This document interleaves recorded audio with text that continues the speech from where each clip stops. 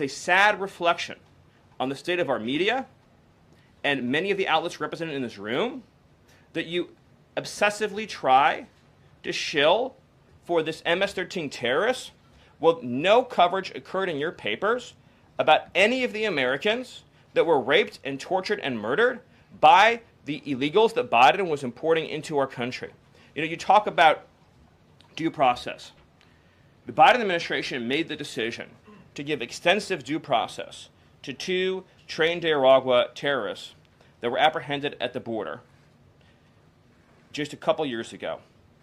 They were two gentlemen. They were from Venezuela. They were members of Tren de Aragua. The Biden administration Border Patrol apprehended them and made the decision to provide them with extensive due process, put them onto a program known as supervised release, and put them on ankle monitors so that they could go through a lengthy legal, judicial determination as to whether these legal aliens who had just set foot on U.S. soil might want to live in the United States for the rest of their lives.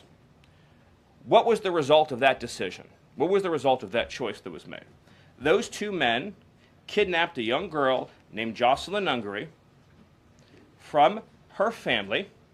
They beat her, they sexually assaulted her, they tortured her, they stripped her, they murdered her, and they dumped her body. That is what the Biden administration's policy was.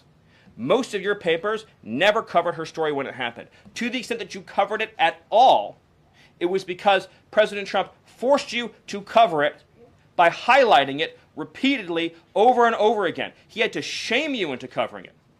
And each and every one of you that sides over and over again with these MS-13 terrorists, to the extent that you have the financial means to do so, you all choose to live in condos or homes or houses as far away from these kinds of gangbangers as you possibly can. If I offered any one of you a rent-free home with no taxes to pay in any of these gang neighborhoods, and I said your neighbors are MS-13 terrorists or Mexican Mafia or Sinaloa Cartel or Tren de Aragua, I couldn't pay you to live there.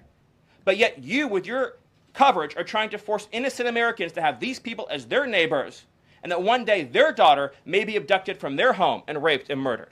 So you're not going to get an ounce of sympathy from this administration or President Trump for the terrorists who've invaded our homes and our country.